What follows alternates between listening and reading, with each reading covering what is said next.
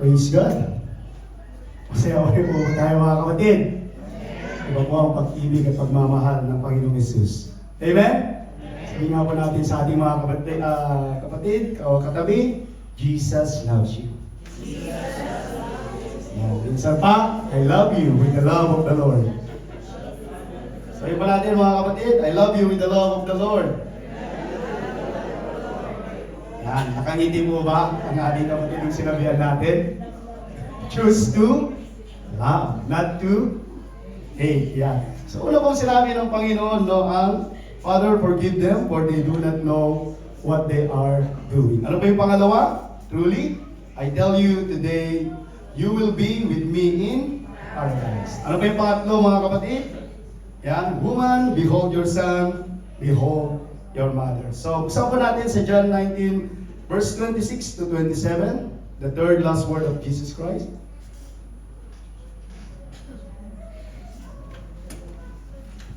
John 19, 26 to 27. Sige po, nakita na po ba ng mga kapatid? Amen. So, sige po, handa simulan. When Jesus therefore saw his mother, nakita na po ba mga kapatid? Okay, sabay po nating basahin. Sige po, handa simulan. When Jesus therefore saw his mother, and the disciples standing by whom he loved, he said unto his mother, Woman, behold thy son. Then said he to the disciple, Behold thy mother. And from that hour the disciple took her unto his own home. So woman, behold thy son, behold thy mother. So sa seven last word, ito yung third na sinabi o sinalita ni Jesus. Sabi nga po ulit natin, woman, behold your son, behold your mother. Sige po, woman, behold your son, behold your mother. So narito, babae, narito ang iyong anak, narito ang iyong ina. So simple lang pakinggan, di po ba mga kapatid? Parang inaasikaso lang niya yung nanay niya. Di po ba? Woman, behold your son, behold your mother. Pero kung iisipin natin, no, na ang Panginoong Hesus ay nasa krus, nasa gitna siya ng matinding karanasan or sakit. Hindi po ba? So, makikita natin na sinabi niya yon na nandun siya at nakapako sa krus. Hindi po ba? At ano pa po, dinala niya ang kasalanan ng mundo. Yan. So, bakit po siya nagsalita tungkol dito? Bakit niya nasabi yung salitang, Woman, behold thy son, behold thy mother? Bakit po? Because this moment is not random, mga kapatid. May gustong ipakita si Jesus tungkol sa kanyang sarili at sa kanyang ginagawa. Hindi po ba? Kung imagine natin, hindi po ba, may isang tao na kung saan ay nasa ospital, hindi po ba, o nakakaranas na kung saan critical na yung condition niya, nahihirapan huminga, halos hindi na siya makapagsalita. No? Sipin lang natin, imagine natin mga kapatid. Tapos yung mga nasa paligid niya, sabihin na natin family niya or sino man yung mga nasa paligid niya, siguro ang iisipin nila, no, o ang nakalagay o nakatatak sa isip na, ang iniisip nila, siguro itong tao na to walang ibang iniisip kundi yung nararanasan niya, yung buhay niya na lang, or yung kamatayan niya. Hindi po ba? Next, syempre, hindi siya makapagsalita. Pero biglang, alam niyo yun, yung biglang nagsalita, yung pinag-iisipan nila na kung saan nagsabi sa kanila, no, na hindi tungkol sa sarili niya. Kumbaga nagsalita siya na sinasabi niya, no, sa kanyang kalagayan, kahit yun yung nararanasan niya, sinabi niya sa tao or sinabi niya sa mga naroon, alagaan mo sila. Yan, siguraduhin mong okay sila. Hindi po ba? Kung iisipin natin sa ibang klaseng puso o kung iisipin natin yung puso ng tao na yun, kakaiba. Hindi po ba mga kapatid? Kumbaga, dapat ang iisipin niya lang, wala na eh. Kasi hindi na siya makapagsalita eh. Pero ang sinabi niya ay hayaan mo or alagaan mo sila, siguraduhin mo okay sila. So makikita natin or mapapansin natin, no, ganito ang kalagayan ng Panginoong Hesus. Nasa kalagayan siya that time na, alam niyo, hirap na hirap siya. Nasa kalagayan siya na kung saan ay nakapako siya sa krus, sinaktan siya, di po ba, inalimura siya, dinuraan siya, yung pa pong ginawa sa panghinampas siya, di po ba, tinuya siya, Maraming naranasan ang Panginoong Yesus. Pero wala siyang ibang inisip kundi hindi yung bagay na nararanasan niya o nararamdaman niya, kundi walang iba, mga kapatid, kundi yung salitang sinabi niya, Jesus, no, na sinabi ng Panginoong Yesus, woman, behold thy son, behold thy mother. Di po ba? So, hindi lang basta sugatan ng Panginoong Yesus.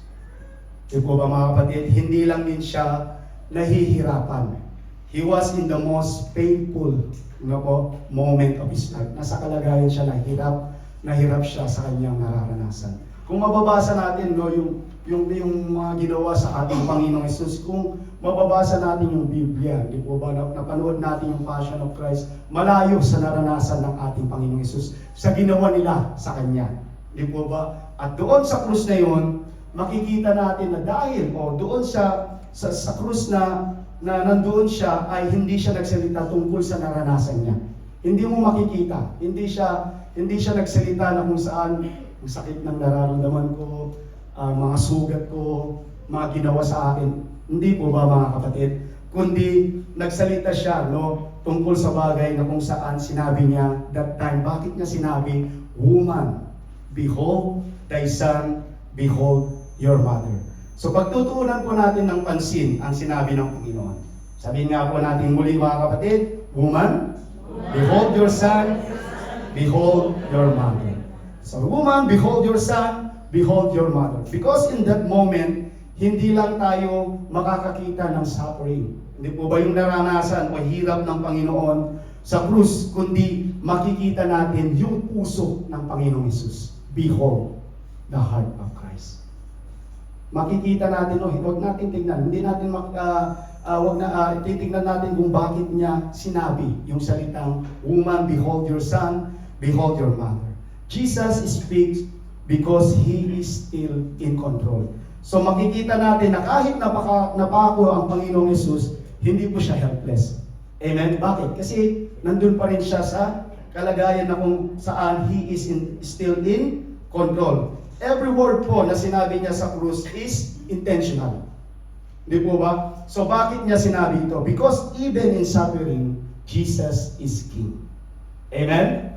Sabihin nga po natin, Jesus is still King.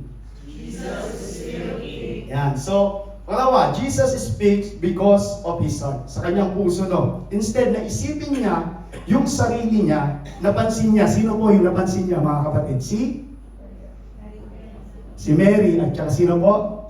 Si John. Si Mary po ay yung nanay niya. Di po ba? At si John, the disciple whom Jesus loved. Minamahal niya si John. So bakit si John ang pinili ni Jesus? Yan, dito si Brother John, dito po si Brother John. Yan, si John ay nandun kasi siya yung time na nandun siya sa krus. So most disciple wala dun eh. And siya yung faithful, no, siya yung tapat hanggang sa dulo. Si John, siya din ay malapit kay Jesus. Sabi nga, di ba, the disciple whom Jesus loved. Kaya ipinagkatiwala ni Jesus si Mary kay John. So sa gitna ng hirap at naranasan ng Panginoong Yesus, may concern pa rin siya sa iba. Hindi po ba, mga kapatid? So bakit niya sinabi ito? Ulitin ko po ulit sa inyo. Woman, yung third word, behold your son, behold your mother.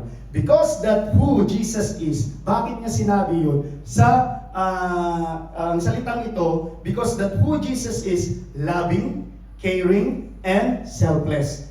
Hindi po ba? Grabe, no? Mga kapatid, yung pag-ibig ng ating Panginoon. Hindi po ba? So habang siya ay nasa kalagayan ng kamatayan, siya pa rin yung makikita natin nagmamahal.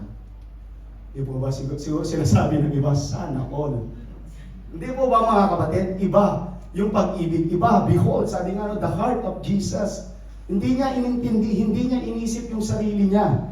Pero sinabi niya, pinagkatiwala pa rin niya yung nanay niya. Hindi po ba, sinabi niya pa rin yun. Yung salitang, woman, behold your son. Hindi po ba, behold thy mother. Hindi po ba, kung isipin natin, may ganung tao pa rin po ba? Meron po, mga kapatid.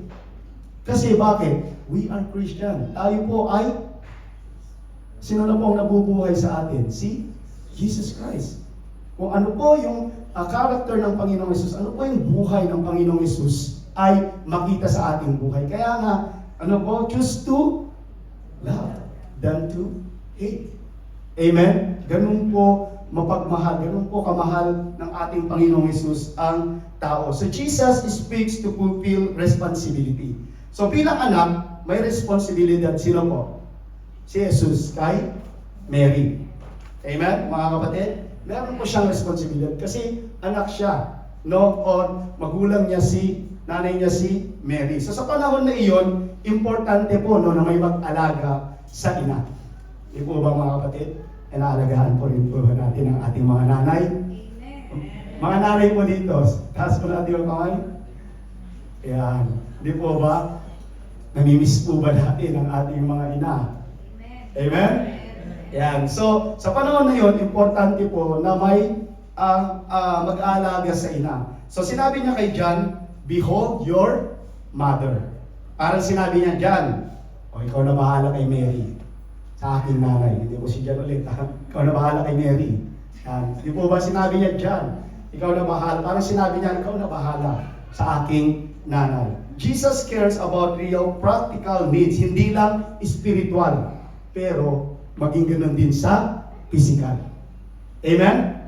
Yan. So Jesus speak din to create a new family. Yan. Pero hindi lang ito about responsibility.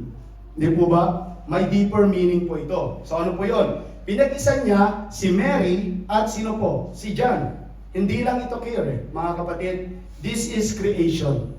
So bakit po nasabing this is creation? So bakit niya po ito sinabi, no? Yung word na woman, behold your son, behold your mother. Because at the cross, Jesus is forming a new family. Yan, yung po isipin natin, hindi po based sa blood or biology mga kapatid, pero based on faith. Yan, at saka yung relationship with Him. Di po ba? Ando po yun yung creation, makikita natin, ito po yung larawan or picture na kung saan yung church na nais ng Panginoong Hesus sa mga huling araw nito. Yung relasyon natin, yung pagtitiwala, yung faith natin sa Panginoong Hesus. Amen? Mapagmahal po ba ang ating Diyos? Yan. And why Jesus? No? Jesus speak to show His greater mission. Alam natin na may mission ang Panginoong Hesus. Hindi po ba mga kapatid? Yan. Siguro sa mga oras nito, iniisip natin, bakit kaya sinabi ng Panginoong Hesus, woman, babae? Yan. Hindi po ba tinawag niya si Mary na woman or babae? Parang kakaiba.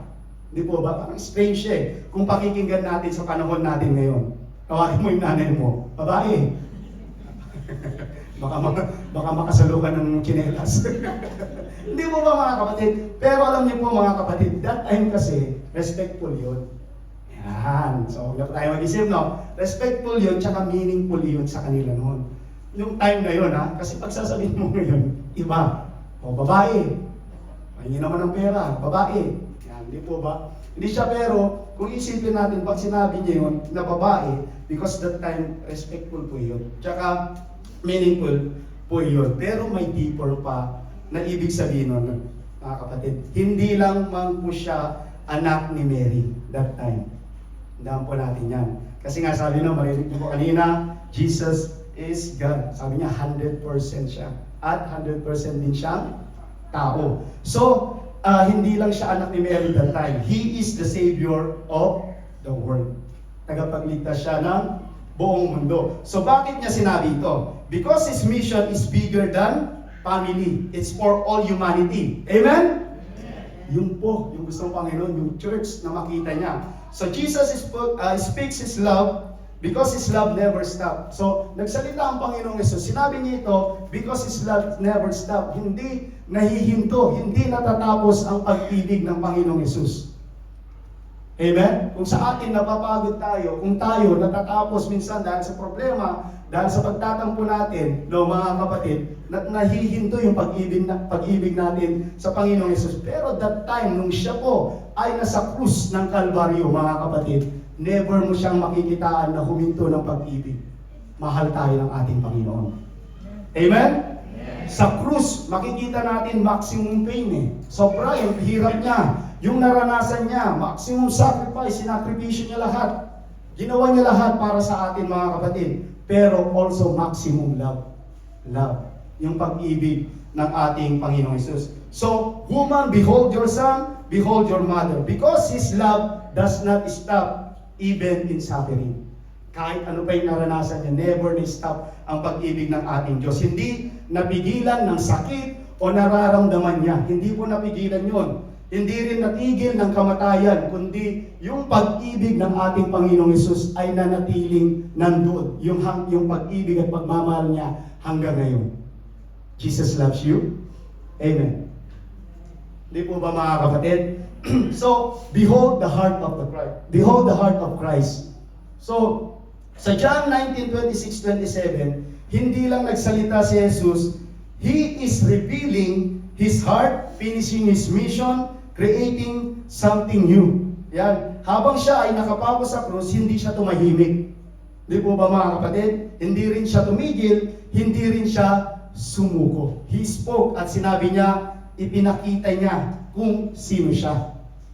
Di po ba? Ano pa yung final thought niya mga kapatid? Dun sa third house word? When Jesus said, behold your mother, hindi lang iyon para kay Mary at John. Para din iyon sa iyo at sa akin. Amen? So isipin natin, pag-iisipin, parang simple lang sinabi niya, no? Pero para sa atin din po yun. Yung behold, sabi niya, no? Woman, behold thy son, behold thy mother. Jesus sees you kahit nasaan ka, kahit anong pinagdadaanan mo, alam ng Panginoong Hesus yung nararanasan mo. Alam ng Panginoong Hesus yung kalagayan mo. At mararanasan, pag nagtiwala yung faith natin sa ating Panginoong Hesus, pag may tunay tayong relasyon sa ating Panginoong Hesus, iba yung pag-ibig, iba yung nararanasan natin. Hindi natin makikita ang pag-ibig na yun sa mga tao. Walang iba yung pag-ibig na yun na gusto nating hanapin sa kanino pa man, matatagpuan lamang kanino? Sa ating Panginoong Hesus. Amen? Jesus cares for you.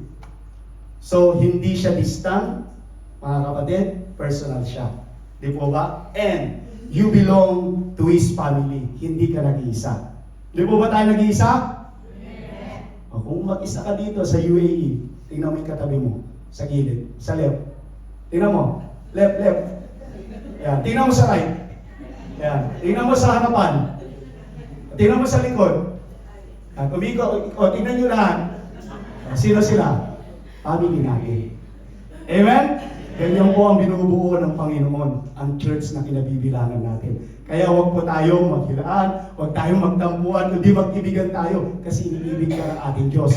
Amen? Magtulungan tayo at magpalakasan tayo mga kapatid. Kaya nga po, nung sinabi ng ating Panginoong Hesus yun, Jesus sees you, Jesus cares for you, you belong to His family, ipinapakita niya ang kanyang sarili, the one who sees, the one who cares, the one who provides, the one who reigns. Who is? Jesus Christ.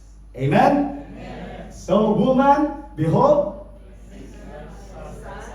behold thy mother. Tingnan po natin, behold the heart of Christ. Amen? Amen. Sige po, tayo ba'y tumayo sa mga oras dito? Glory, hallelujah, Jesus!